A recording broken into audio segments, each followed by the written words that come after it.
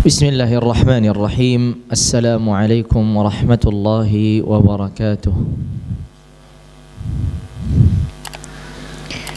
Alhamdulillahi rabbil alamin hamdan yuwafi ni'amahu wa yukafi'u mazidah. Lakal hamdu ya rabbana kama yanbaghi li jalali wajhika wa 'azimi sultanik. Wassalatu wassalamu ala ashrafi anbiya'ik وخاتم رسلك نبينا وسيدنا محمد وعلى آله وصحابته والتابعين ومن تبعهم بإحسان إلى يوم الدين ثم أما بعد فاللهم إنا نسألك علما نافعا ورزقا طيبا وعملا متقبلا اللهم علمنا ما ينفعنا وانفعنا بما علمتنا وزدنا علما وعملا وهدى وتقا وصلاحا وإيمانا يا ذا الجلال والإكرام إنك أنت على كل شيء قدير وبالإجابة جدير. InsyaAllah Azza wa Jal kita melanjutkan pembahasan fikih mengqasar salat dan menjamak salat atau menjamak salat serta mengqasar salat. Sebelum dilanjutkan ada beberapa poin yang perlu diulang untuk lebih mempertegas, memperjelas.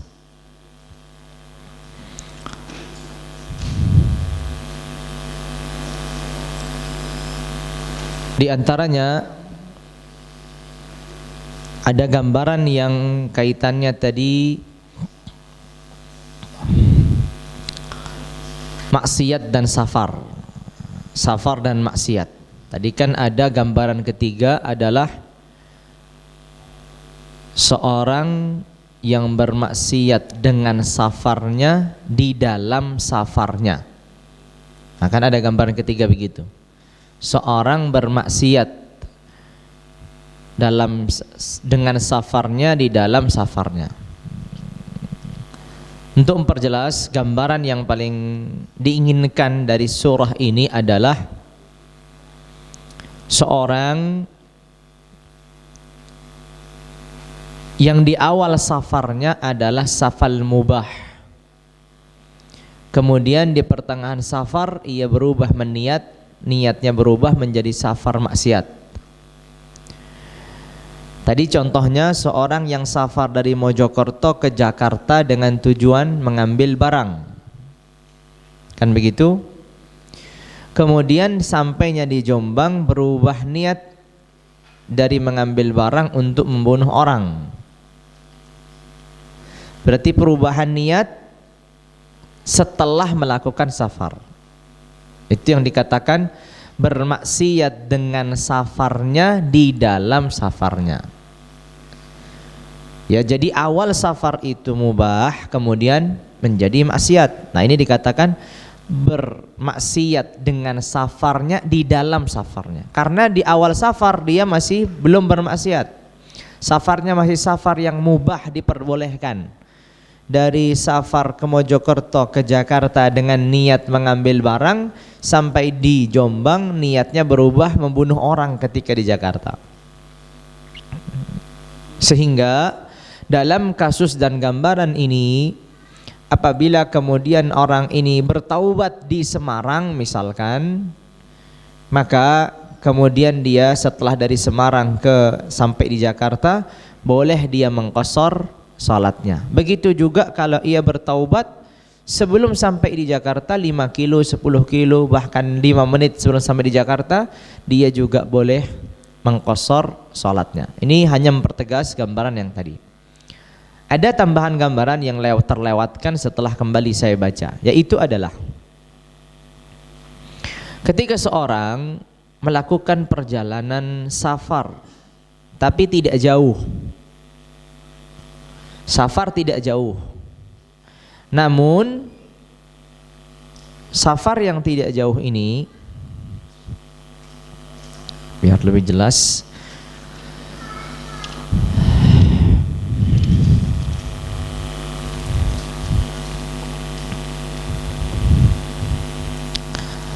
Safar yang tidak jauh ini memiliki dua jalan. Jalan yang pertama di bawah dua marhalah. Kan tadi syaratnya boleh mengqashar salat dua marhalah ke atas. Jalan yang pertama, kalau ia melaluinya maka di bawah dua marhalah. Tapi jalan yang kedua, jalannya jauh, sampai dua marhalah lebih. Berarti ada dua jalan. Kalau dia melewati jalan yang pintas, berarti kan tidak safar karena di bawah dua marhalah. Tapi kalau dia melewati jalan yang agak jauh, maka di sini apa? Di sini dia sudah safar dua marhalah. Kan begitu. Mungkin gambarannya dari sini ke Surabaya. Di sini Surabaya berapa kilo ini? Kira-kira 60 lah, anggap 50. 50. Andai kata kalau melalui jalan normal 50, tapi ada juga jalan lain yang sedikit mutar, itu sampai misalkan 90 atau 85, sampai juga ke Surabaya tapi sedikit mutar. Berarti kan ada dua jalur. Kalau kita hanya melewati jalur normal yang 50 tadi kan belum safar. Tapi kalau kita melewati jalur yang muter tadi, maka sudah dianggap safar. Kan begitu. Maka di sini bagaimana ini? Apakah boleh seseorang itu agar nanti bisa mengqashar salat caranya muter? Maka dikatakan para ulama, ini tergantung dengan niatnya. Kalau niatnya hanya sebatas mencari qashar salat, maka tidak boleh. Tapi kalau niatnya memang sambil misalkan dia muter nurunkan barang di suatu kota lain, padahal tujuannya Surabaya tapi sedikit muter, nah ini nggak ada masalah. Atau bahkan niatnya sambil jalan-jalan, tadi tanazzuh sedikit kemana, ke arah mana yang ada pemandangan indah sampai kepada kota yang dituju, yang apabila dilewati secara jalur normal dia belum safar, maka di sini diperbolehkan untuk mengqashar salatnya. Jadi sekali lagi, mengqashar salat itu tolak ukurnya adalah jarak yang ditempuhnya. Dia tadi melalui jalur mana, itu yang dihitung, bukan jalur yang normalnya orang. Bukan jalur yang normalnya orang, jalur yang ditempuhnya. Oh tadi jalurnya lewatnya sini kita, ternyata kalau lewat sini itu sudah lebih daripada 100 kilo. Tapi kalau lewatnya sana baru 70 kilo, 70 kilo belum safar. Tapi kalau lewat jalur yang satunya sudah sampai 100 kilo, dan tadi kita lewat dari jalur satunya. Tujuannya apa tadi lewat dari jalur satunya? Tadi sambil naruh barang di misalkan rumah ini, atau sambil menurunkan orang di sini, atau sambil mencari sesuatu di kota lain sambil lewat. Maka semua ini adalah niat-niat yang diperbolehkan baginya untuk mengqashar salat. Baik, kemudian kita masuk dalam pembahasan yang kedua, yaitu menjamak salat. Menjamak salat. Sekali lagi, untuk mengqashar salat itu hanya sebabnya safar. Tidak ada mengqashar karena sakit. Tidak ada mengqashar karena kesibukan, karena hujan, karena perang, karena apapun. Qashar itu hanya sebabnya disebabkan karena safar. Sedangkan jamak menggabungkan salat,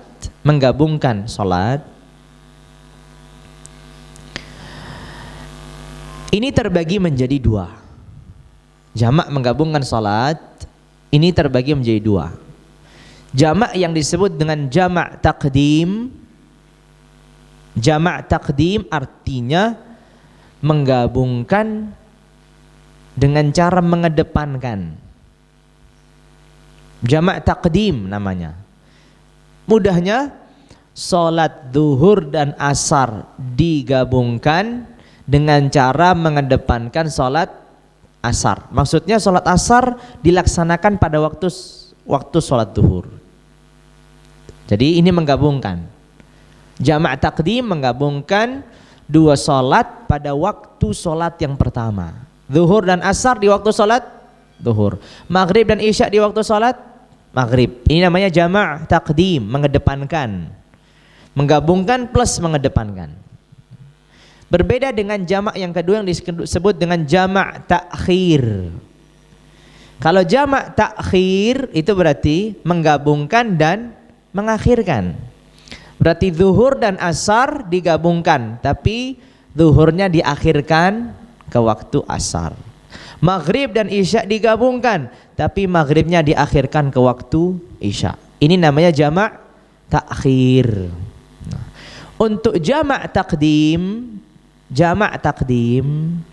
di dalam mazhab Syafi'iyah rahimahumullahu tabaraka wa ta'ala, sebabnya itu dua. Satu, safar seperti qasar tadi. Dua adalah karena hujan. Untuk jamak takdim sebabnya ada dua. Satu, disebabkan karena safar. Jadi orang safar dengan ketentuan qasar tadi boleh melakukan juga jamak. Sekali lagi, orang safar dalam ketentuan qasar tadi, safarnya mubah, safarnya dalam kategori sekian kilo, safarnya tidak maksiat dan seterusnya tadi, syarat-syarat yang lewat dalam safar qasar tadi, maka boleh juga menjamak. Sekali lagi boleh menjamak, diperbolehkan.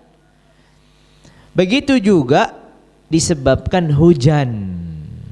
Hujan ini boleh melakukan jamak takdim.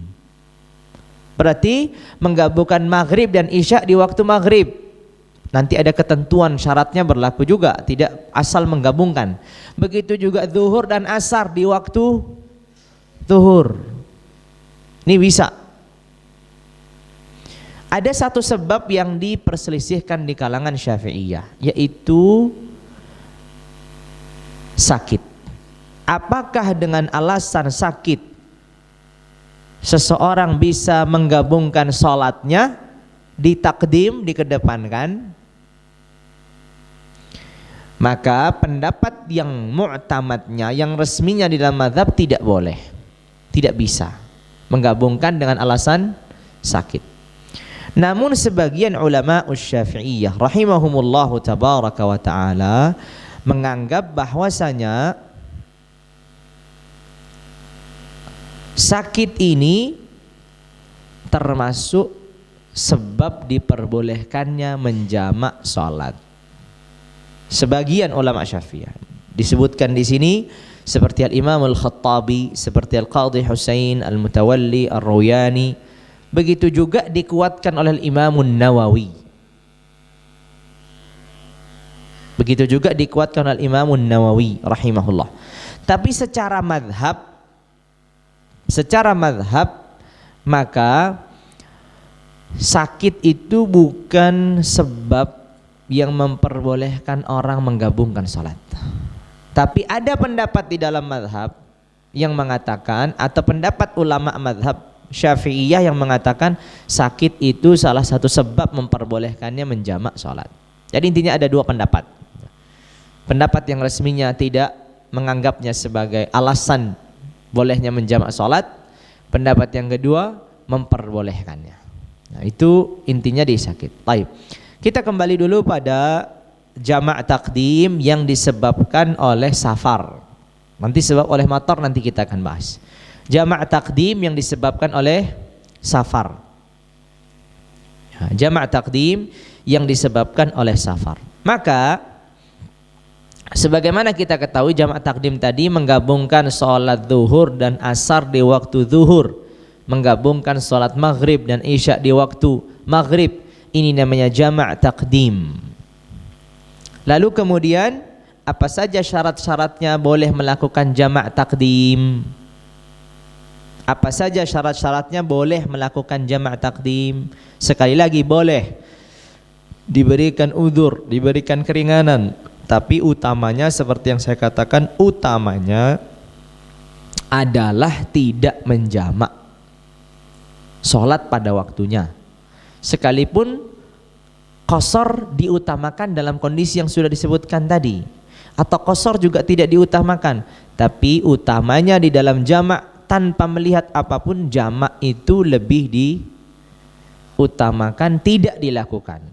Yang dilakukan adalah salat pada waktunya sekalipun di qasar, sesuai dengan ketentuan yang dibahas tadi di qasar.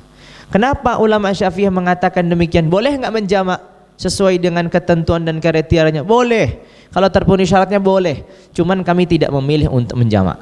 Pilihan kami lebih utama untuk sholat pada waktunya. Kenapa? Dikarenakan di sana ada ulama selain Syafi'iyah yang berpendapat jamak itu bukan hanya disebabkan safar, tapi safar plus karena haji. Jadi rangkaian dua sebabnya. Ketika seorang safar dan haji maka boleh menjamak.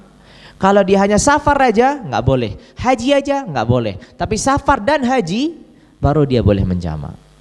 Jadi memahami jamaknya Rasulullah ketika di Mina, menjamak ketika di Mina itu sebagai jamak yang disebabkan karena beliau musafir dan karena beliau dalam kondisi nusuk haji.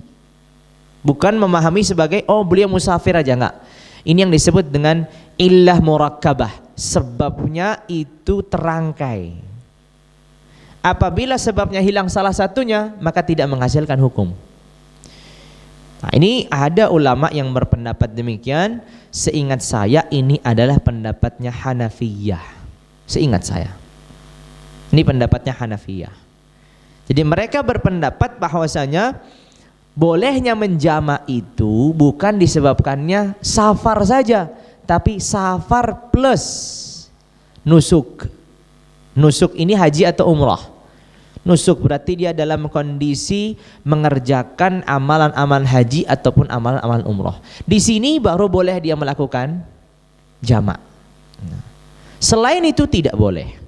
Sehingga ulama Syafi'i rahimahullah memilihkan dalam kondisi demikian maka sebaiknya kalau hanya memiliki safar saja maka sebaiknya tidak menjamak dan tetap sholat pada waktunya. Demi apa? Demi menjaga pendapat yang mengatakan tidak sahnya menjamak kalau hanya disebabkan oleh safar. Nah, ini termasuk yang disebut dengan mura'atul khilaf, menjaga perbedaan yang ada. Nah, seperti tadi dalam kasus mengqasar salat juga kenapa diutamakan tidak mengqasar salat ketika di dua marhalah dan kenapa diutamakan tetap mengqasar salat ketika sudah 3 marhalah. Itu kan pertimbangannya di situ. Kemudian syarat-syaratnya tadi ya. Syarat-syarat jama' taqdim. Taib. Mengulangi sedikit syarah dari qasar salat, mengqasar salat. Yaitu disyaratkan dalam kondisi safar yang mubah dan safar yang jauh. Itu kan disuruh disebutkan jama' di qasar tadi. Bolehnya menjamak dalam safar apabila safar itu safar mubah dan jauh. Berarti mubah tadi apa arti mubah? Bukan safar maksiat. Dengan rincian yang tadi, safar dan maksiat itu terbagi menjadi 3. Orang yang bermaksiat dengan safarnya, orang yang bermaksiat di dalam safarnya, orang yang bermaksiat dengan safarnya di dalam safarnya. Ada 3 gambaran tadi yang sudah diuraikan. Nah, ini 3 gambaran ini juga berlaku di sini, sama seperti di qasar. Jadi tidak perlu diulang.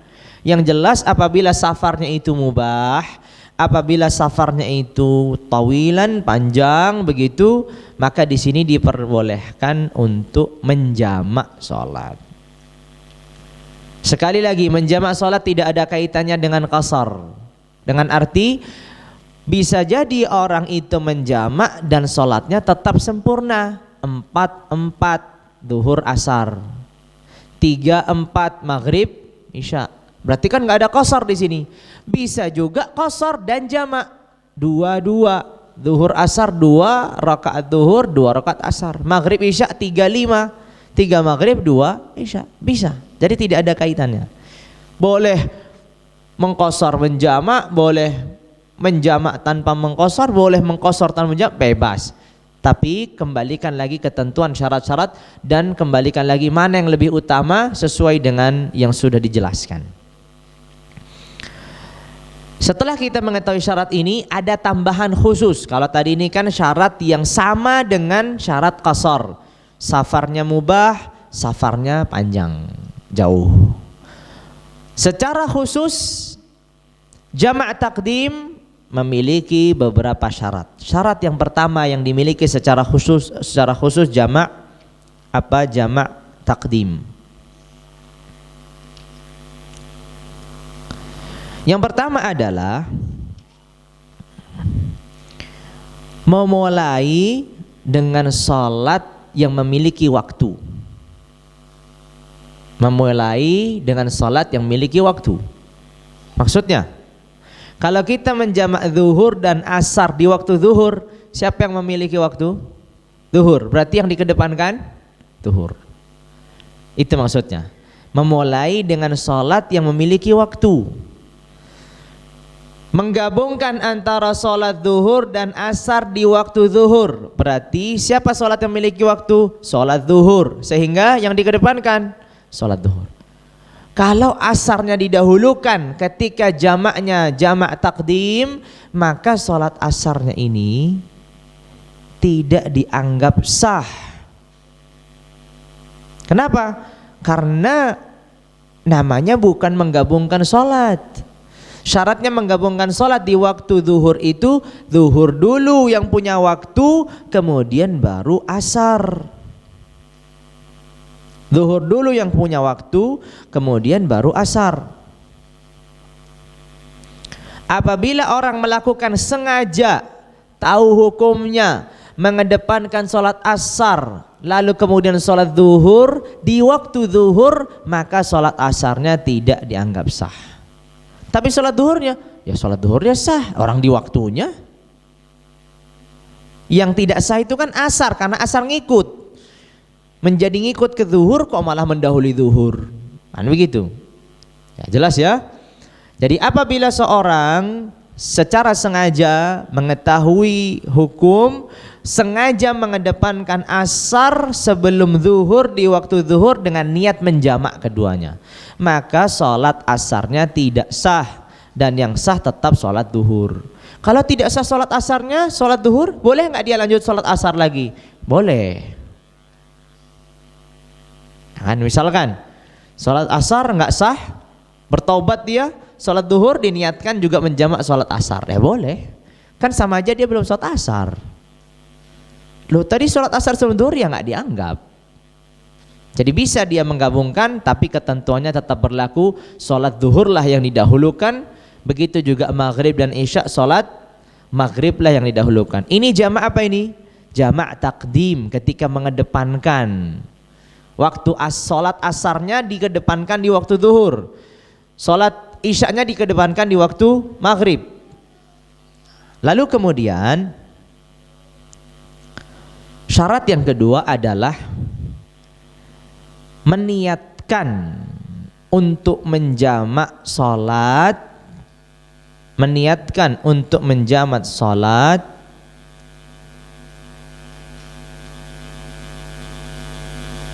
dari sholat yang pertama.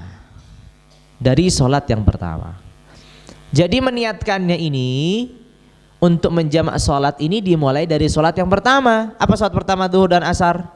Zuhur. Maghrib dan isya? Maghrib. Jadi meniatkan untuk menjamak sholatnya dari sholat yang pertama. Kalau muncul niatnya setelah selesai salam dari sholat yang pertama, baru mau meniatkan jamak, pendapat yang resminya di dalam mazhab Syafi'iyah rahimahumullah tidak sah.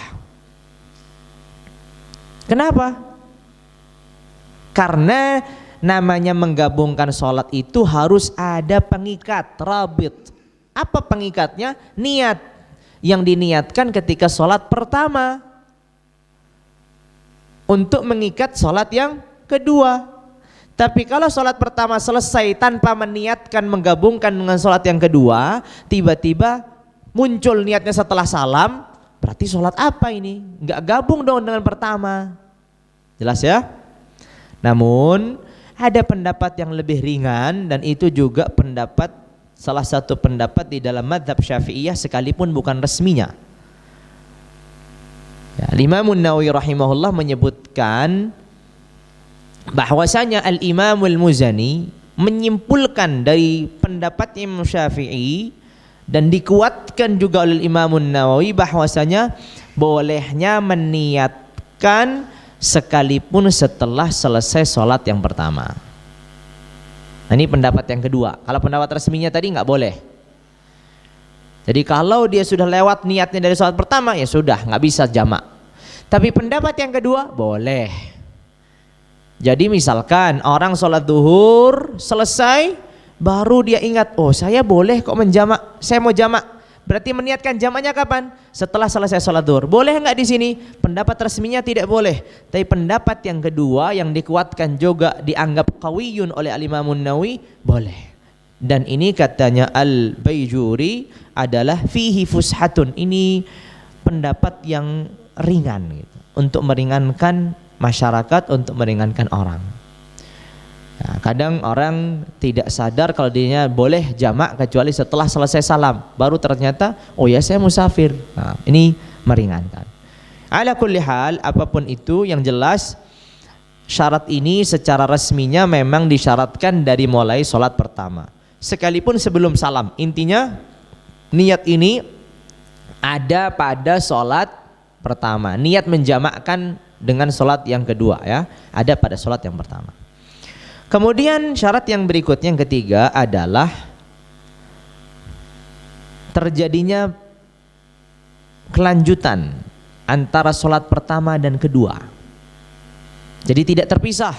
Sholat pertama selesai, zikir dulu, wiritan lama, habis itu ba'diyah dulu, habis itu baru sholat yang kedua. Ini nggak bisa. Harus adanya mualah bahasanya, kelanjutan, berkelanjutan antara sholat pertama dan kedua. Kemudian pertanyaannya adalah kapan dianggap sudah terputus? Ya kan? Berkelanjutan itu andai kata batal setelah sholat pertama, sudah niat nih mau gabungkan, ternyata batal setelah salam. Bolehkah dia ngambil wudhu habis itu nanti nyambung sholat yang kedua? Nah, ini kan mungkin terjadi dan sering bahkan terjadi. Maka jawabannya masih dianggap berkelanjutan selama waktu yang memisahkan itu tidak cukup untuk melaksanakan 2 rakaat.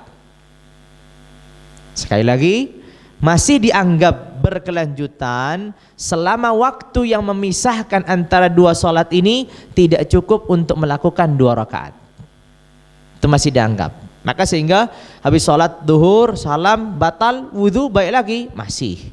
Karena itu belum menghabiskan waktu untuk 2 rakaat. Ya, jadi masih dianggap apa? Berkelanjutan. Jadi masih dianggap berkelanjutan selama waktu yang memisahkan antara sholat pertama dan kedua belum bisa mengerjakan 2 rakaat sempurna di situ. 2 rakaat maksudnya adalah 2 rakaat yang ditunaikan kewajiban-kewajibannya, rukuknya, sujudnya, tumakninah dan seterusnya, 2 rakaat. Intinya ini singkat sekali. Jadi sehingga kalau orang sholat zuhur dengan niat menjamak dengan asar, kemudian setelah selesai sholat zuhur batal, wudhu dulu, baru kemudian mau gabung dengan sholat asar masih boleh. Tapi kalau dia mandi dulu, bersih-bersih badan dulu, habis itu balik mau sholat asar, ya sudah nggak bisa, sudah terputus lebih daripada waktu bisa melaksanakan 2 rakaat. Ya, ini jelas ya insyaallah. Kemudian syarat yang berikutnya adalah berlangsungnya safar sampai sempurna mengucapkan takbiratul ihram dari sholat yang kedua. Berlangsungnya safar sampai sempurna dari mengucapkan takbiratul ihram untuk sholat yang kedua. Apa maksudnya? Apa maksudnya berlangsungnya safar sampai selesai mengucapkan takbiratul ihram untuk sholat yang kedua? Maksudnya begini, Andai kata seorang dari sini kemana, ke Jakarta ya, dari Mojokerto ke Jakarta. Berapa lama di Jakarta? Saya lihat di Jakarta 2 hari. Baik, oh ya. Niat 2 hari Jakarta 2 hari. Berarti boleh kan di Jakarta selama 2 hari ini menggabungkan sholat? Boleh kan? Boleh. Ya kan? Boleh. Maka dia menggabungkan sholat duhur dan asar. Ketika selesai sholat duhur, apa yang dilakukan? Mau sholat asar, kan takbiratul ihram untuk sholat asar, sholat yang kedua, Allahu Akbar. Setelah sholat asar masuk takbiratul ihram, lewat rakaat pertama, kemudian ia meniatkan, saya insya Allah akan tinggal di sini selama 1 bulan. Nah, kan kalau sudah begini apa jadinya? Berubah menjadi apa? Mukim. Yang tadi awalnya niatnya 2 hari, tapi dia sudah masuk 1 rakaat pada sholat asar, maka boleh nggak dia lanjut? Ya lanjut. Ya dia lanjut. Ya dia lanjut. Gitu. Nah ini maka dikatakan apa? Berlangsungnya safar sampai sempurna mengucapkan takbiratul ihram untuk sholat kedua. Karena bisa jadi setelah salam dari sholat duhur atau sholat maghrib, mau gabung sholat asar atau maghrib digabung sholat isya, setelah salam dia niat, saya niat di sini 1 minggu lagi lah. Habis itu dia sholat isya digabungkan atau sholat asar digabungkan dengan duhur. Kita katakan nggak bisa, karena kamu sudah posisinya sudah berubah menjadi mukim dan nggak bisa lagi menggabungkan. Tapi saya sudah niat, nggak apa-apa. Jelas ya? Jadi sehingga berlangsungnya safar ini ya sampai sempurna mengucapkan takbiratul ihram untuk sholat yang kedua. Ya, sampai sempurna mengucapkan takbiratul ihram untuk sholat yang kedua. Taib. Itu adalah syarat-syarat jamak takdim. Jamak yang mengedepankan sholat. Jadi sholat duhur dan asar di waktu duhur, maghrib dan isya di waktu maghrib. Lalu kemudian tersisa berarti jamak takhir. Tersisa jamak takhir. Takhir berarti apa? Menggabungkan 2 sholat dan diakhirkan. Zuhur dan asar di waktu asar, maghrib dan isya di waktu isya. Ini namanya jamak takhir. Nah, jamak dan plus mengakhirkan. Syarat khusus ya secara jamak takhir. Kalau syarat umumnya tadi safar, mubah, dalam kondisi yang jauh, ini syarat berlaku untuk qasar, berlaku untuk jamak. Tapi syarat secara khusus yang berlaku pada jamak takhir yang pertama adalah meniatkan untuk mengakhirkan sholat yang pertama di waktu sholat yang pertama. Sekali lagi, meniatkan untuk mengakhirkan sholat yang pertama pada waktu sholat yang pertama. Maksudnya gimana? Sholat yang pertama apa kalau duhur dan asar? Duhur. Maghrib dan isya? Maghrib. Meniatkan mengakhirkan sholat duhur di waktu duhur. Itu maksudnya. Meniatkan mengakhirkan sholat maghrib di waktu maghrib. Jadi meniatkan untuk mengakhirkan sholat pertama pada waktunya, pada waktu sholat pertama. Contohnya tadi, meniatkan untuk mengakhirkan sholat duhur ke asar, tapi niatnya sudah diniatkan kapan? Daripada waktu duhur. Harus. Karena seorang berdosa mengakhirkan sholat dan mengeluarkan dari waktunya tanpa ada niat, sekalipun dia musafir.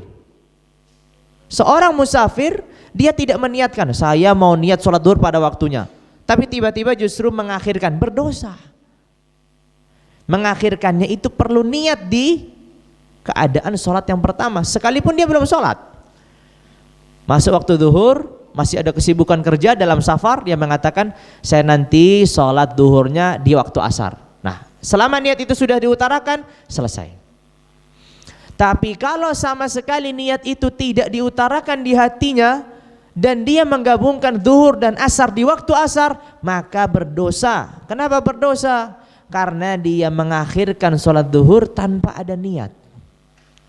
Sekalipun, loh kan saya musafir. Musafir juga harus niat. Karena salah satu kewajiban seorang muslim apabila sudah masuk waktu adalah berazam untuk melaksanakan sholat. Sekalipun sholatnya dilaksanakan 1 jam 2 jam kemudian. Tapi azam untuk melaksanakan sholat semenjak masuknya waktu. Kalau enggak dia berdosa. Ya, kalau enggak dia berdosa. Nah, ini adalah apa?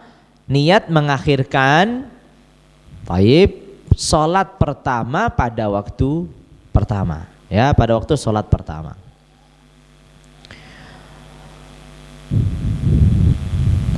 Itu adalah syarat secara khususnya. Nah, pertanyaannya, apakah harus urut ketika jamak takhir? Kalau jamak takdim kan harus urut, tertib, zuhur, asar, maghrib, isya, begitu kan? Kalau jamak takhir, haruskah zuhur, asar, maghrib, isya, atau boleh asar dulu, habis itu zuhur, isya dulu, habis itu maghrib? Boleh nggak?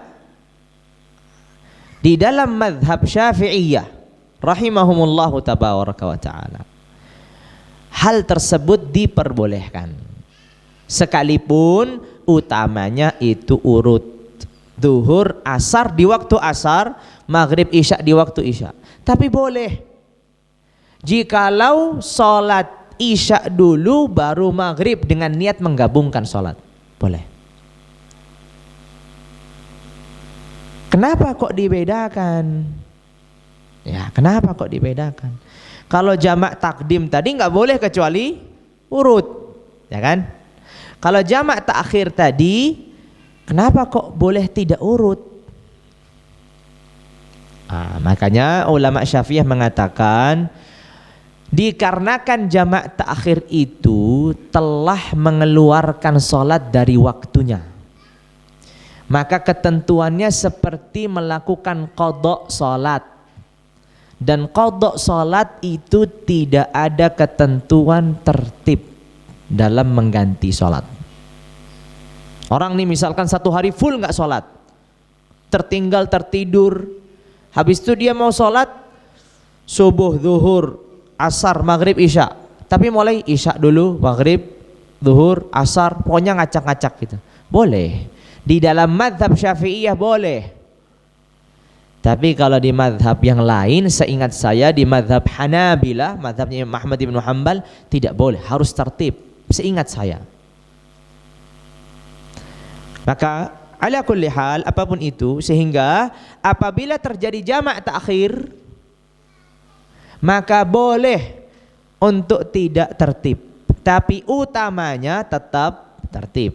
Zuhur, asar, maghrib, isya, itu utamanya begitu. Ya, utamanya begitu. Baik. Kemudian ini tadi jamak yang berkaitan dengan safar. Nah, berarti safar itu boleh apa? Jamak takdim, jamak takhir. Safar boleh. Mau jamak takdim, mana lebih utama?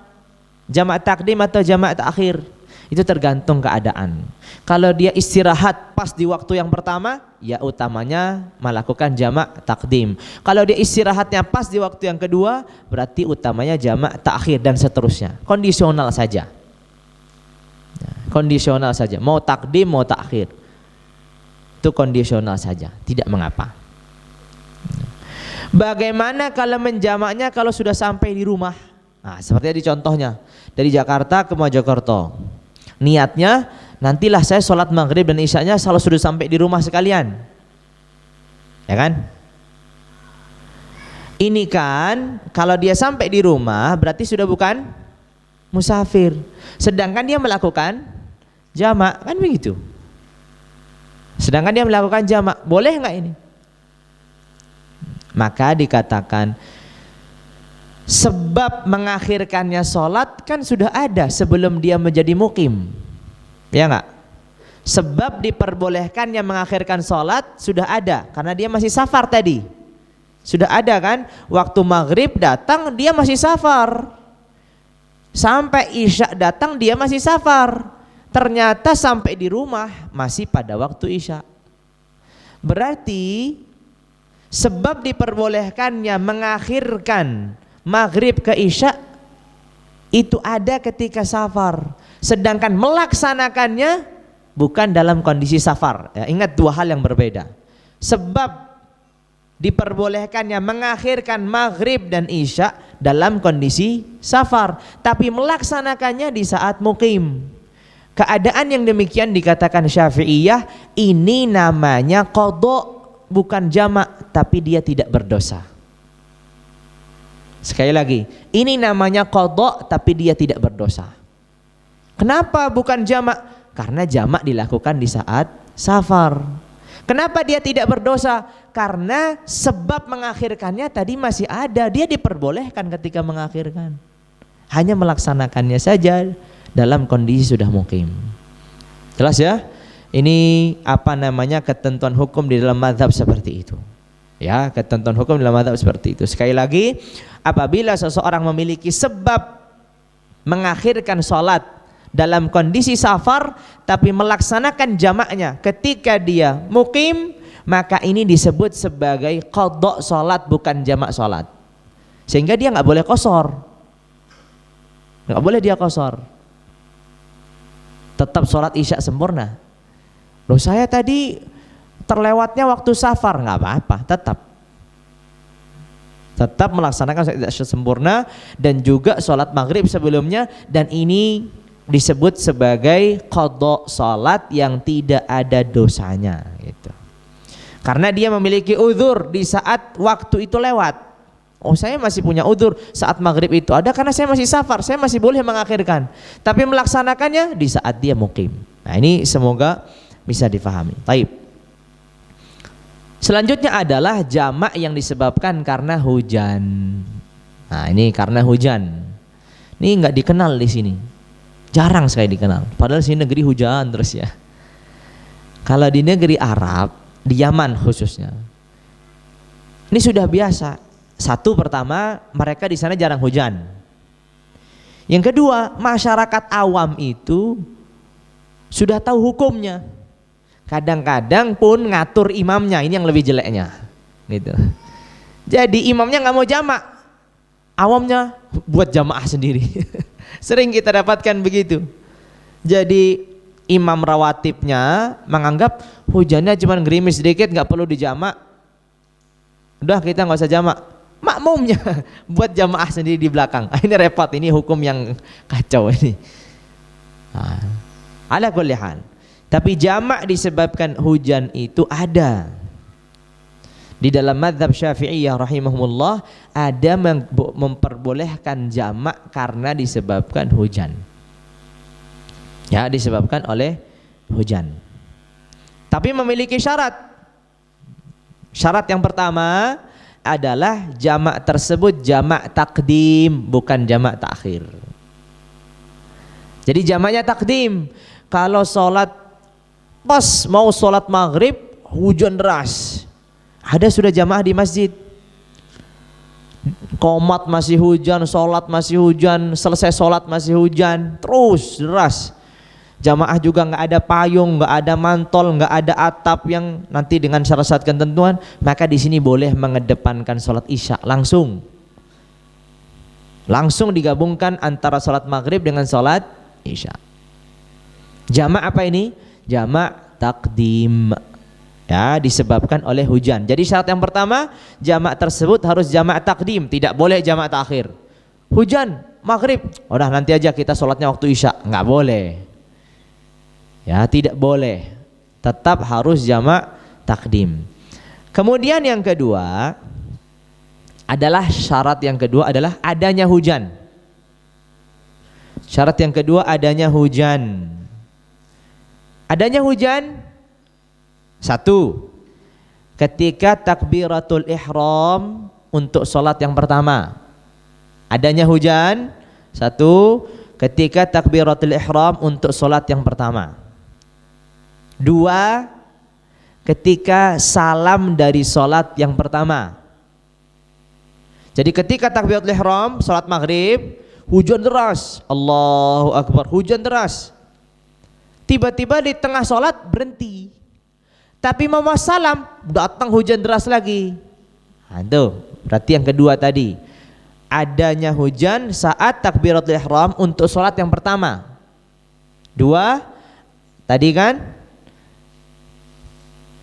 adanya hujan ketika salam dari sholat yang pertama. Tiga, adanya hujan ketika mengucapkan takbir untuk sholat yang kedua. Jadi berlangsung hujannya terus ya, untuk sholat yang kedua. Dan adanya hujan di antara kedua sholat. Selesai sholat pertama, assalamualaikum warahmatullah, pas mau salam hujannya masih deras, assalamualaikum warahmatullah, assalamualaikum warahmatullah, hujannya masih deras. Pas mau takbir berhenti hujannya, nggak jadi jamak. Kan tadi disebutkan. Jadi adanya hujan di tempat, ada 4 keadaan. Hujan ini harus ada di tempat ini. Takbiratul ihram dari sholat yang pertama, salam dari sholat yang pertama, takbiratul ihram untuk sholat yang kedua, dan di antara dua sholat. Maksudnya setelah salam, sebelum takbiratul ihram yang untuk rakaat kedua, adanya hujan terus. Jadi kalau seandainya begini, Allahu Akbar, takbir yang pertama nih, hujan. Udah niatnya jamak aja. Kita jamak ya, ini hujan deras sekali ya Allah. Kita niat jamak dengan isya. Semuanya udah niat, Allahu Akbar. Pas mau salam hujannya berhenti. Assalamualaikum warahmatullah, berhenti hujan. Selesai salam hujannya balik. Bolehkah menjamak sholat? Enggak boleh. Kenapa tidak boleh? Karena di saat salam hujannya sudah tidak ada. Tadi kan ada syaratnya. Ya kan? Sekali lagi. Jadi adanya hujan dari takbir yang pertama untuk sholat yang pertama, takbir yang pertama. Adanya hujan di saat salam dari sholat yang pertama. Adanya hujan di saat takbiratul ihram untuk sholat kedua. Adanya hujan di antara dua sholat. Sekali lagi gambarannya, jikalau tidak ada hujan ketika takbiratul ihram, di rakaat kedua hujannya deras, langsung imamnya merubah jamak. Boleh sekarang jamak? Nggak boleh. Kenapa? Karena ketika memulai sholat tadi nggak ada hujan. Kan syaratnya ada hujan di takbiratul ihram untuk sholat pertama. Jelas ya? Makanya ini perlu sedikit tarkis, fokus. Kemudian kalau seandainya ada hujan di takbiratul ihram, sebelum takbiratul ihram hujan, pas takbiratul ihram yang pertama hujan, pas salam hujan, pas selesai salam hujan, pas berdiri mau takbiratul ihram berhenti hujannya. Boleh boleh sekarang menjamak atau tidak boleh? Tidak boleh. Karena hujannya sudah berhenti dan tidak ada di saat takbiratul ihram untuk sholat yang kedua. Paham ya? Nah, ini apa namanya, adanya hujan di 4 keadaan tadi. 4 keadaan tadi. Taib. Lalu kemudian syarat yang ketiga, yang tadi kan syarat yang kedua, adanya hujan di 4 keadaan. Di 4 keadaan. Syarat yang ketiga adalah melaksanakan sholat tersebut dengan berjamaah. Melaksanakan sholat tersebut dengan berjamaah pada tempat berjamaah, pada tempatnya gitu. Melaksanakan sholat tersebut pada tempatnya, dengan berjamaah pada tempatnya. Maksudnya bagaimana?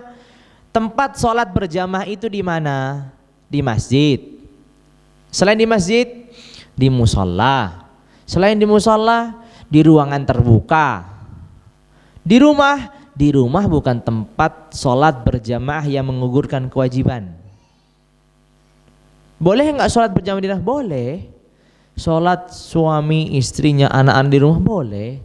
Tapi kalau satu kampung nggak ada yang sholat di masjid sama sekali, semuanya sholat masing-masing di rumah tanpa adanya sebab.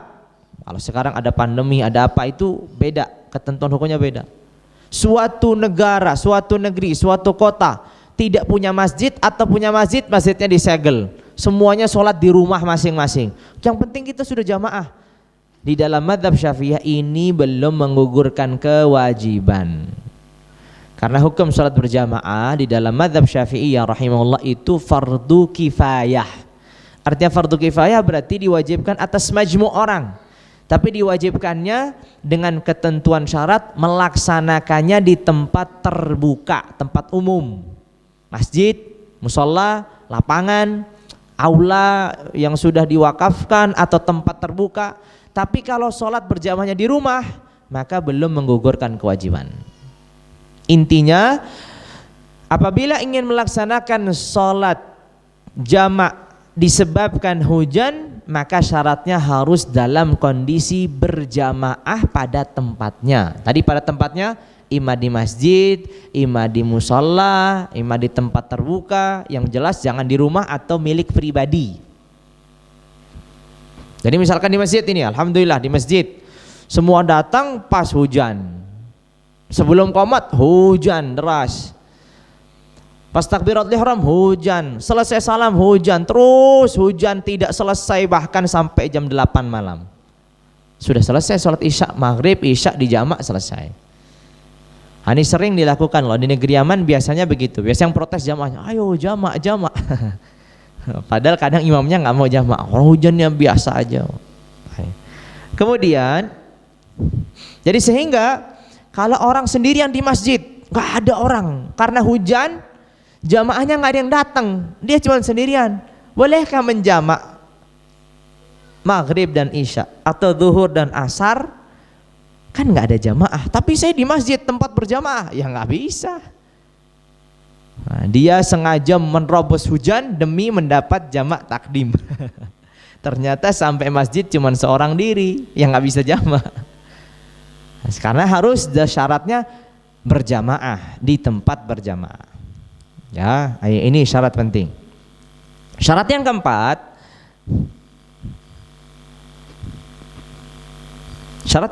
adalah tempat melaksanakan jamaah tersebut jauh dari permukiman. Tempat melaksanakan jamaah tersebut jauh dari permukiman.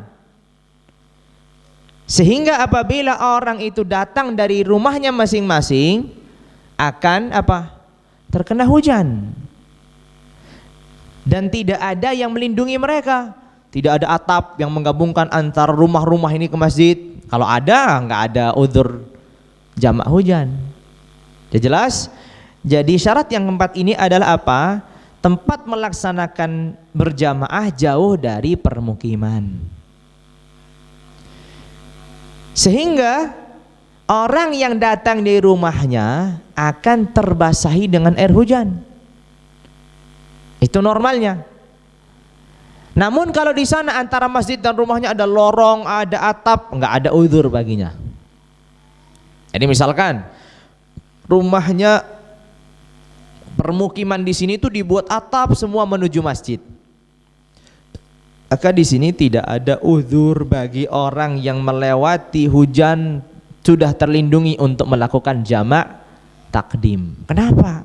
Kamu pulang pergi juga nggak ada kena basah, nggak kena apapun. Begitu juga disebutkan kalau dia tidak memiliki payung. Jauh tapi payung hujannya tidak kencang, tidak deras, tidak ada angin yang membawanya. Payung sudah menutupi kita, berarti nggak boleh menjamak takdim. Kenapa? Karena nggak ada kesusahan untuk mendatangi masjid dan pulang pergi. Kan salah satu sebab kenapa diringankan adanya hujan kata para ulama, karena di sini mawzinnatul masyaqqah, adanya indikasi susahnya orang itu untuk mendatang pulang pergi untuk menggabungkan dua sholat. Sholat maghrib pergi dalam keadaan hujan, pulang lagi hujan, isya pergi hujan, pulang lagi hujan. Daripada kerepotan begini, silahkan menjamak takdim. Silahkan menjamak takdim. Jadi sehingga kalau masih mempunyai payung dan payung itu masih aman, karena kadang juga sudah berpayung tapi anginnya deras, kena basah semua. Ini berarti ada udzur, ada diringankan di sini. atau ada atap yang menyampaikan dari rumah ke masjid, ini berarti tidak ada lagi udzur untuk menjamak karena sudah terlindungi dari hujan. Baik. Kemudian yang kelima adalah, ini tadi tambahan berarti yang saya sudah sebutkan tadi. Yang keempat tadi adalah jauhnya tempat berjamaah dari permukiman. Yang kelima tadi, ini yang tadi saya sebutkan, jelaskan, yaitu apa? Tidak adanya sesuatu yang melindungi dari hujan.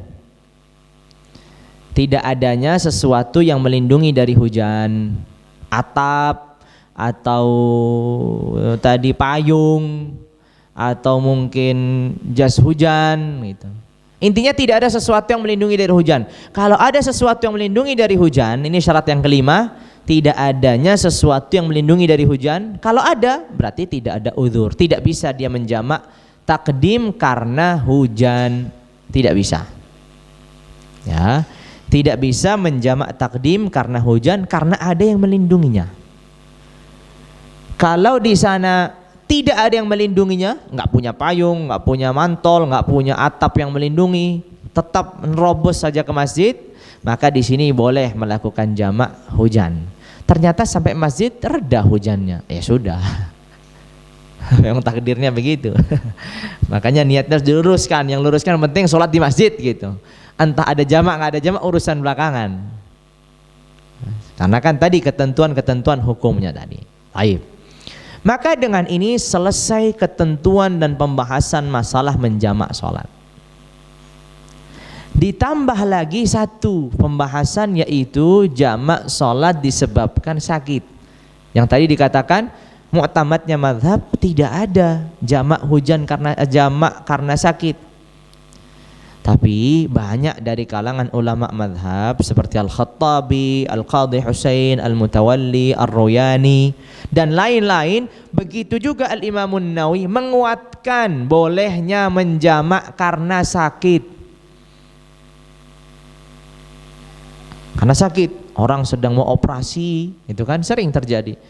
Beroperasinya akan menghabiskan waktu 7 jam. Lewat waktu zuhur dan asar, sebelum jam 1 atau jam 2 masuk ruang operasi, ya sudah sholat zuhur plus asar, jamak takdim. Atau waktunya jam 10, nanti selesai jam 4 sore, ya sudah nanti jamak takhir. Nah, ini sebagai solusi, dan ini adalah meringankan juga, pendapat yang meringankan untuk keumuman masyarakat orang. Tapi kalau orang yang masih bisa melaksanakan, tetap jamak itu utamanya tidak dilakukan. Itu teorinya. Jamak itu utamanya tidak dilakukan.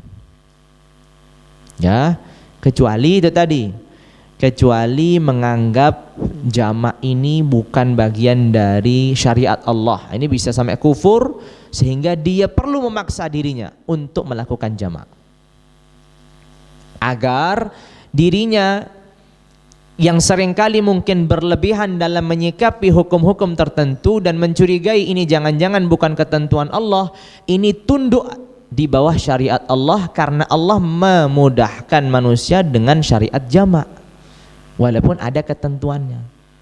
Nah, kalau orang yang sudah begini, maka dianjurkan untuk menjamak, untuk menundukkan hawa nafsunya. Lihat ya. Jadi ternyata ada orang yang hawa nafsunya itu nggak mau jamak. Bukan hawa nafsunya mau jamak. Kalau hawa nafsunya mau jamak banyak. Pengennya jamak itu banyak, ya kan? Oh, cepat udah habis nanti bisa tidur puas gitu. Ya kan? Iya, pengennya begitu, itu banyak. Tapi ternyata para ulama sudah menggarisbawahi, ingat, di sana ada orang-orang justru syahwat dan hawa nafsunya menolak keringanan-keringanan ini. Orang-orang yang berlebihan dalam beragama. Jadi menolak keringanan ini bukan karena karena sesuai dengan apa yang didapatkannya, bukan, karena merasa tidak nyaman. Masa sholat diringkas jadi 2 rakaat? Masa sholat digabung-gabungkan? Cuman mempertanyakan. Kalau menolak bisa kufur.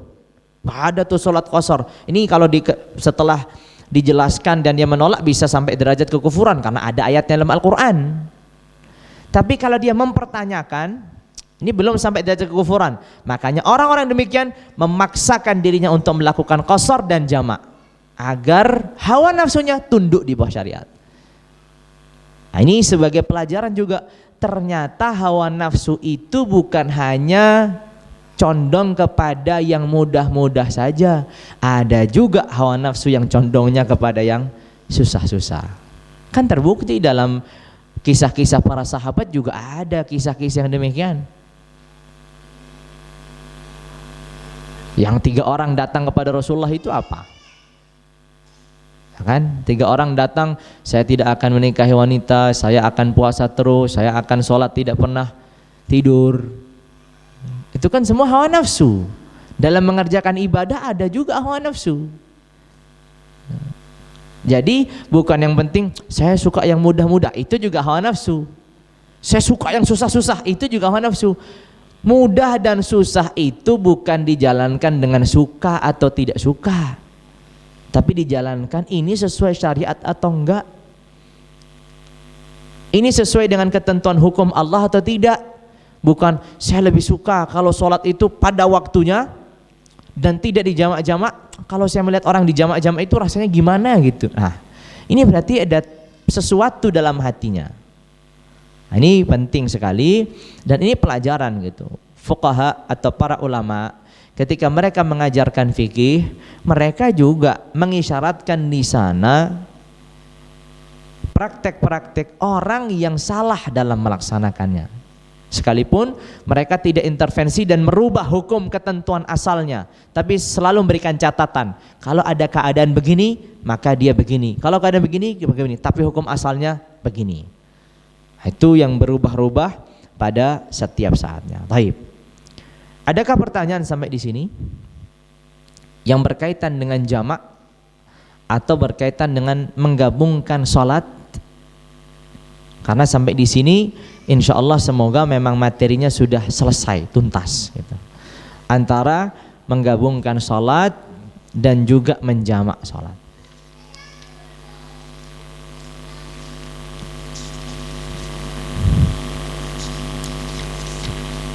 Nah, silahkan.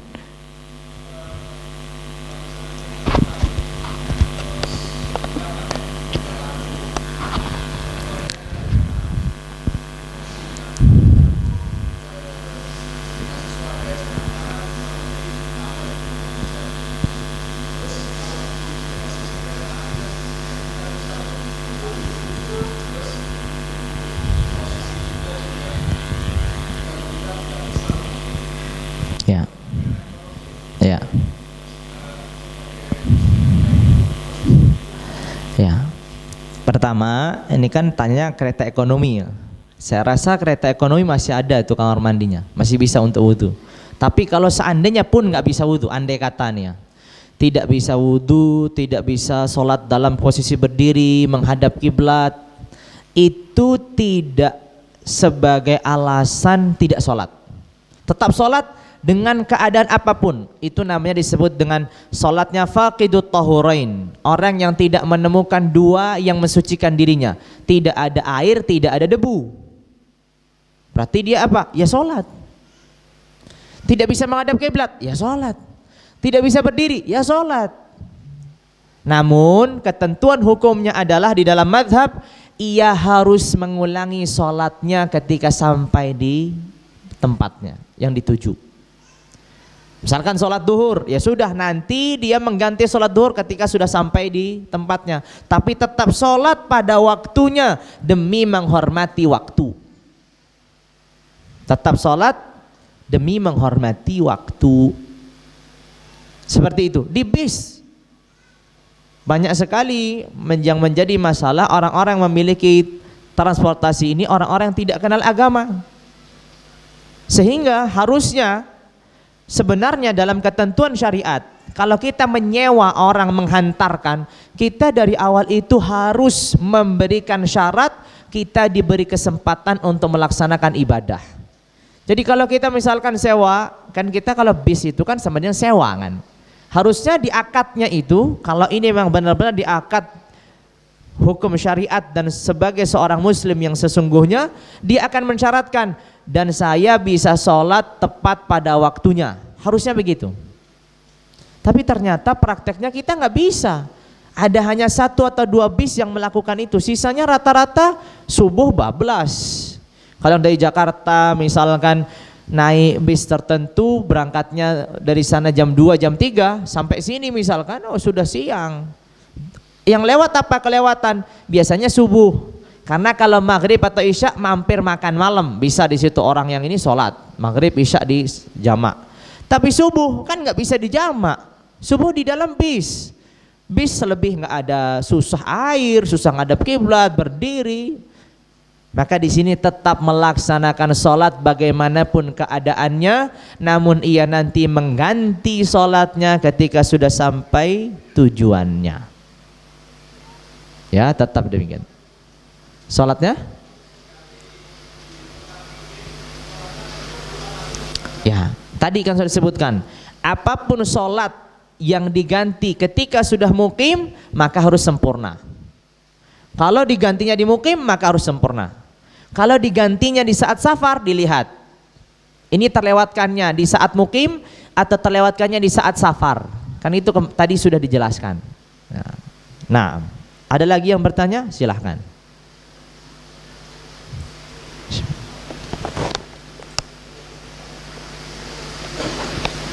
Ya, silahkan. Sholat sunnahnya. Oh ya, sholat sunnah ketika safar, apakah dilakukan atau tidak? Ya. Ini pertanyaan. Apabila seorang musafir, apakah tetap diutamakan mengerjakan sholat-sholat sunnah? Di dalam mazhab Syafi'iyah, tetap diutamakan mengerjakan sholat-sholat sunnah. Sama ketentuannya dengan dalam keadaan mukim. Ya, sama ketentuannya dalam keadaan mukim. Begitu dalam mazhab Syafi'iyah rahimahumullah. Tetap dianjurkan untuk melaksanakan qabliyah, ba'diyah. Bagaimana kalau dia menjamak sholat? Qabliyahnya atau ba'diyahnya gimana? Kalau zuhur dan asar dijamak, qabliyah zuhur bisa dilakukan. Ya kan? Qabliyah zuhur bisa dilakukan. Tapi ba'diyah zuhur gimana dilakukannya? Kan sudah selesai asar. Begitu kan? Maka jawabannya dilakukan setelah asar. Ba'diyah zuhur dilakukan setelah asar. Misalkan sholat zuhur dia sholat dulu qabliyah 4 rakaat. Habis itu sholat asar dijamak sholat zuhur dijamak sholat asar. Setelah itu dia melakukan sholat ba'diyah zuhur qabliyah asar. Bisa. Ya bisa. Karena itu nanti bisa dihubungkan dengan mengganti sholat-sholat sunnah. Di dalam mazhab Syafi'iyah rahimahumullah, mengganti sholat itu bukan hanya mengganti sholat yang wajib saja. Sholat-sholat sunnah juga disunnahkan untuk diganti. Tapi tentu tidak semua sholat sunnah harus diganti ya. Ada ketentuan hukumnya. Jadi sholat-sholat sunnah apa yang bisa diganti? Sholat-sholat sunnah yang memiliki waktu. Contohnya sholat duha. Ada waktunya enggak? Ada waktunya sholat duha. Dari mulainya segini sampai berakhirnya segini. Kan waktu itu namanya. Jadi mulai terbitnya matahari setinggi tombak sampai matahari di tengah-tengah. Itu namanya waktu. Berarti kalau nggak sholat duha kesibukan, ingatnya setelah zuhur, boleh nggak mengganti sholat duha setelah zuhur? Boleh. Disunnahkan sebagaimana disunnahkan mengerjakannya. Sholat witir, punya waktu kan? Punya di akhir malam atau di malam seutuhnya sholat witir. Dari mulai habis isya sampai terbitnya fajar, itu kan waktu sholat witir. Boleh nggak diganti di waktu paginya? Boleh. Karena dia sholat sunnah yang memiliki waktu. Ya, karena sholat sunnah yang memiliki waktu. Tapi di sana ada sholat-sholat sunnah yang tidak bisa diganti. Sholat gerhana, disebabkan gerhana matahari atau gerhana bulan, sudah nggak ada gerhananya, saya mau ganti sholat gerhana karena tadi kelewatan sholat gerhana. Nggak bisa, sudah selesai gerhananya, sholat apaan? Nggak ada. Nah, itu sebagai contoh. Ini sebagai contoh. Maka sehingga tetap dilaksanakan. Wallahu a'lam bishawab. Ada lagi yang bertanya? Silahkan kalau ada yang bertanya. Sudah tidak ada? Baik. Kalau tidak ada, saya sedikit menambah untuk menjadi wawasan. Ketika kita sudah mengetahui apa yang kita pelajari sesuai di dalam mazhab Syafi'iyah rahimahumullah, kita sekarang yang saya utarakan di sini, yang saya fahami dan saya baca dari kitab-kitabnya Syafi'iyah rahimahullah. Ada 2 kitab nih saya baca. Yang pertama namanya Bughyatul Arib, Syarah Ma'ani Nazm Nihayat Tadrib. Yang satu Mu'nisul Jalil, Syarah Al-Yaqut An-Nafis. Dua-duanya kalangan ulama kontemporer, tapi matan ilmu yang sudah lama. Tapi semuanya merujuk dari sini. Setelah kita belajar, mengenal, sekali lagi yang perlu saya ingatkan, yang saya utarakan dan saya sekarang jelaskan di sini hanya satu pandangan dari sekian pandangan ulama. Sehingga jikalau kemudian hari kita mendapatkan ada orang-orang yang melakukan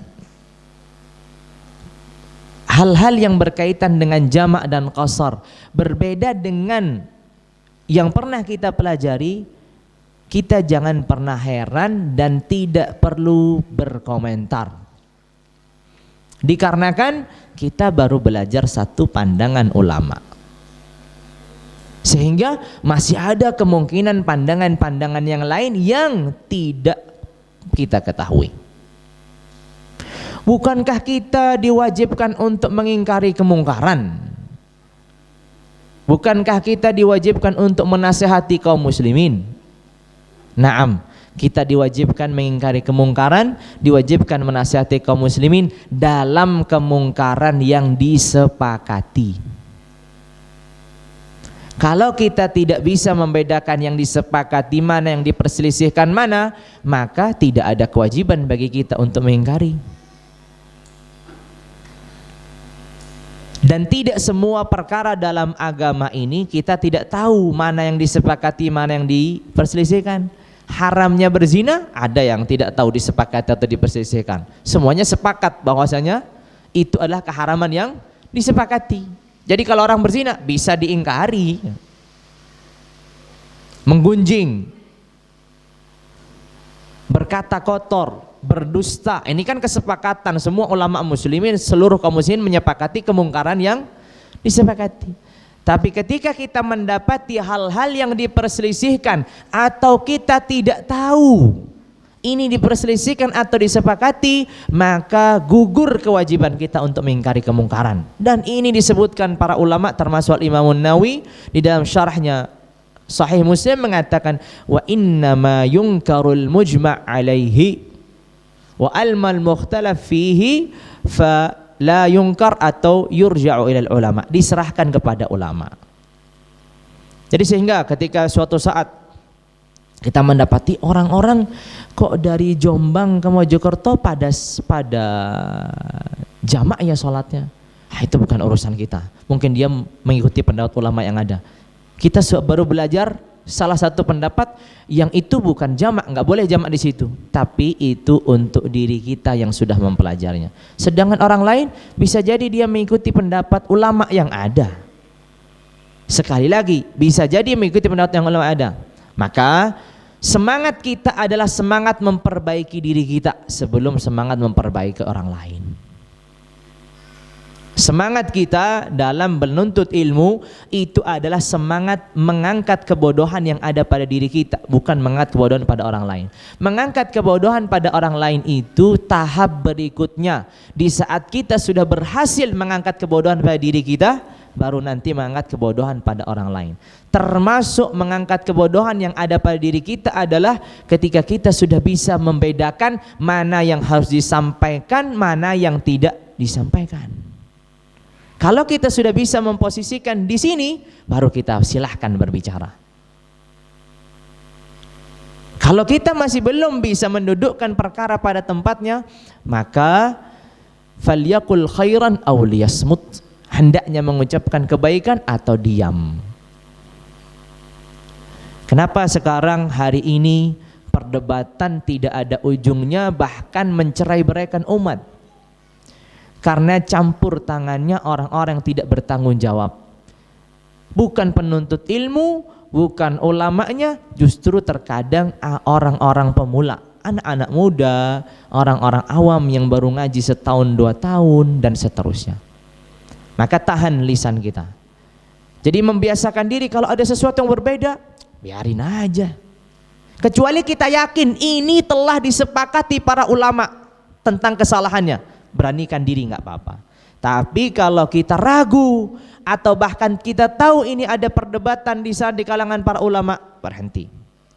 Orang bertanya, bukanlah perselisihan itu tidak menjadi alasan untuk mengingkari, kan begitu kan? Berselisihnya ulama itu kan bukan sebagai alasan untuk kita tidak mengingkari. Jawabannya benar. Berselisihnya ulama itu tidak sebagai alasan bagi kita untuk mengingkari, tapi bukan untuk kita, untuk ulama yang semisal mereka ketika berselisih. Kalau kita memang nggak ada kewajiban, ulama sudah berbeda, kita mau ngomongin apa? Sekuat apapun, sehebat apapun diri kita, ya kita tidak akan menyelesaikan masalah dan perkara, justru akan semakin menambah masalah. Sehingga ini hal yang penting, dan ini juga yang saya selalu bangun kepada murid-murid saya ketika di pondok gitu. Karena kami selalu mengajarkan satu fikih, pendapat tunggal, tapi selalu saya sisipkan, pendapat tunggal ini bukan artinya satu-satunya. Di sana masih ada banyak hasanah ilmu yang belum kita serap.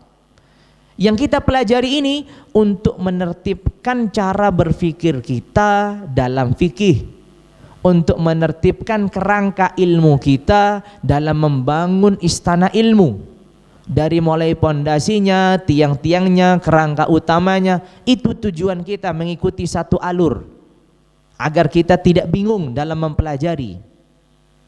Tapi bukan berarti kita hanya mengklaim kebenaran hanya milik kita di dalam mazhab Syafi'i, yang lain tidak ada. Dan jangan membiasakan diri untuk banyak ikut berkomentar. Cukup kalaupun itu kita menganggap itu salah, meninggalkan, pergi, mengucilkan diri, itu jauh lebih baik ketimbang ikut-ikut komentar, ikut-ikut marah-marah, ikut dan seterusnya. Saya pernah akan ceritakan suatu kasus di saat murid-murid kami itu sedang di suatu lembaga, ada hujan seperti ini. Mereka tinggal di masjid, jadi nggak ada udzur untuk menggabungkan hujan jamak untuk hujan, tinggalnya di masjid. Yang kedua, hujannya cuma gerimis, tidak sampai membasahi, orang jalan lama juga nggak akan basah, cuma gerimis. Tiba-tiba imamnya melakukan jamak takdim maghrib dan isya. Maka pada waktu itu murid-murid kami mundur, mereka tidak ikut sholat. Tapi saya sudah selalu biasakan kalian tidak ikut komentar, cukup diam. Itu yang mereka lakukan. Akhirnya mereka kemudian bertanya, dan mereka mengadukan kepada salah satu guru kami, dan akhirnya guru kami menegur jamaah itu dan menegur imamnya. Ini gimana? Imam nggak bisa fikih sholat, ini gimana jamaahnya? Gitu. Karena ini nggak ada begini, jamak begini. Hujannya gerimis sedikit, lagi pula santri semuanya tinggal di masjid gitu. Nggak ada yang keperluan pulang pergi gitu untuk melaksanakan sholat. Untuk apa jamak? Nggak ada. Jamak itu kan ketentuan hukum pengecualian yang syarat-syaratnya semakin diperketat. Jangan mengambil syarat yang diperketat ini semakin dimelarkan, diluaskan. Jangan. Ini sebagai contoh. Sehingga kalau kita sudah bisa belajar demikian, ada orang lain, oh saya nggak tahu, udah biarin aja dia. Bukan dalam tanda kutip, ini bukan semangat untuk menggembosi tidak mengingkari kemungkaran, bukan. Karena ada sebagian orang ketika saya ngomong begini, berarti itu sama aja kita tidak ada kewajiban mengingkari kemungkaran. Banyak sekali kemungkaran yang tidak kita ingkari, kita sibuk permasalahan-permasalahan yang sepele-sepele begini. Orang nggak sholat tuh di jalan-jalan banyak sekali, udah kita ingkari, belum. Tapi giliran ada kawan kita yang sedikit tampilannya beda aja, wah, kok sekarang begini tampilanmu, repot sendiri kita. Di jalan-jalan masih banyak orang yang nggak sholat, sudah kita ingkari, belum. Bukankah di berbagai tempat masih ada orang minum khamar, orang berzina, biasa aja. Giliran ada kawan kita yang sedikit beda aja, langsung keras dia suaranya. Ada repot kan? Berarti semangat kita memang semangat yang salah. Bukan didasari dengan ilmu, tapi hanya didasari dengan perasaan. Ini penting sekali untuk saya sampaikan. Mengapa? Karena jangan sampai, saya tidak ingin sekali ketika seorang sudah belajar satu pendapat, kemudian hanya pendapat saya yang satu-satu yang benar. Dan selalu ketika saya tanamkan kepada santri, ingat ya, kalau kita belajar fikih di dalam mazhab Syafi'iyah dan mengulas matan-matan itu, kalian mungkin akan sangat jarang sekali mendengar sabda Nabi dan ayat. Kenapa? Bukannya tidak ada, banyak dan sangat mudah untuk dicapai. Tapi agar kita itu menuntaskan pondasi dulu. Kalau pondasinya sudah tuntas, maka kerangka-kerangka yang lain akan mudah dituntaskan. Ayat, hadis, cara memahaminya, sekali lagi kadang orang itu salah memahami. Fikih ini memang harus dibangun di atas dalil, benar. Tapi dalil itu perlu untuk dipahami. Dengan cara siapa kita memahami? Cara kita sendiri atau cara para ulama? Ujung-ujungnya kita akan memahami dengan cara ulama. Oh enggak, saya memahami sesuai dengan dalil yang ada. Tanya coba, sebelum ada penjelasan dari gurumu dan ustadzmu, kamu memahami apa di situ? Enggak akan paham kan? Itu bukti bahwasanya kamu sekarang sedang tersandra dengan pemahaman gurumu. Sama saja. Maka sehingga ini nasihat penting saya sampaikan agar kita tidak melampaui batas dalam berbagai macam sikap ketika kita mendapati berbagai macam perbedaan. Dan sekali lagi, orang awam itu, pemula itu tugasnya bertanya. Fas'alu ahla dzikri in kuntum la ta'lamun. Apa yang ditanyakan bisa dikerjakan, alhamdulillah. Bukan apa yang ditanyakan sebagai amunisi untuk perdebatan. Tanya, dapat amunisi, tanyakan ke ustadz yang lain, adu domba. Sering. Secara langsung atau tidak langsung, yang bertanya ini telah mengadu domba antara satu ustadz dengan ustadz yang lain. Dan ini yang semakin memperkeruh suasana antara komunitas-komunitas dan kelompok-kelompok dalam Islam. Andai kata setiap komunitas dan kelompok itu berupaya untuk memperbaiki dirinya masing-masing, maka akan banyak titik temu yang kita akan bersama di situ. Tapi selama semangatnya adalah menyerang yang lain dengan slogan mengingkari kemungkaran dan menegakkan ma'ruf, maka di sini slogan ini akan terus berkibar dan serangan itu akan membabi buta. Ini salah satu bentuk cara fuqaha mendidik cara berfikirnya seorang penuntut ilmu. Mereka tidak pernah mendidik penuntut ilmu itu dengan cara berfikir yang tidak tertata. Semuanya tertata. Bayangkan meletakkan satu bab ke bab yang lain itu pun memiliki pertimbangan. Jangankan untuk berbicara, meletakkan memilih bab ini kenapa didahulukan dari bab ini, itu ada pertimbangannya. Jangankan kok asal jeplak aja ngomongnya, kan begitu. Nah, ini pelajaran-pelajaran yang sering saya sampaikan juga kepada santri terutama, agar ketika belajar fikih, belajar apapun, itu jangan hanya sebatas bab ini, pelajarannya ini 1, 2, 3, enggak. Kita juga harus mengambil, ada di sana pesan-pesan yang tersirat yang mereka tuliskan, kenapa ini begini, kenapa ini begini, dan seterusnya. Ini penting dan ini banyak kita temukan. Ya, sering sekali dalam permasalahan ini apa hubungannya kok tahu-tahu sampai sana, sampai sini. Memang ada sisi tarbiyahnya, sisi pendidikannya kepada para pemula dalam buku-buku mereka yang ringkas. Ada banyak. Disisipkan nasihat, disisipkan kenapa ini didahulukan begini. Oh, ini mengisyaratkan keadaan tertentu, ini begini, ini begitu. Masya Allah. Sehingga kalau seorang itu belajar ilmunya, menuntut ilmunya dengan kerangka yang baik, dengan runut, dengan tertib, maka maklumatnya ini juga akan tertib, sikap-sikap yang akan dilakukan juga akan baik. Tapi kalau belajarnya dalam kondisi tidak tertib, kerangkanya tidak tertib, tidak diberi juga perisai-perisai dan hal-hal yang membentenginya untuk berlebihan dalam menyikapi, dalam beragama, maka ini berbahaya. Maka ini sangat berbahaya. Sama bahayanya kalau kita sekarang berbicara di sana ada orang-orang yang radikal, terorisme, atau itu biar bahasa komunitas tertentu. Dalam bahasa komunitas yang lain, di sana ada misalkan orang-orang yang berlebihan dalam mengkafirkan. Tapi di sana juga banyak orang-orang yang berlebihan dalam memusuhi kaum muslimin. Itu sama saja hukumnya. Mengkafirkan kaum muslimin dan memusuhi kaum muslimin sama aja. Bedanya ini kafir, ini musuhi, belum mengkafirkan. Tapi sama-sama suatu hukum yang tidak boleh keluar kecuali dari ahlinya, bukan dari sembarangan orang. Nah, ini sebagai nasihat terakhir, semoga bermanfaat. Nasihat untuk saya pribadi, untuk mengingatkan juga itu, karena namanya subhanallah dalam menyampaikan ada seringkali juga semangat anak muda itu kesalahan-kesalahan, sehingga perlu ya kita menyampaikan ini.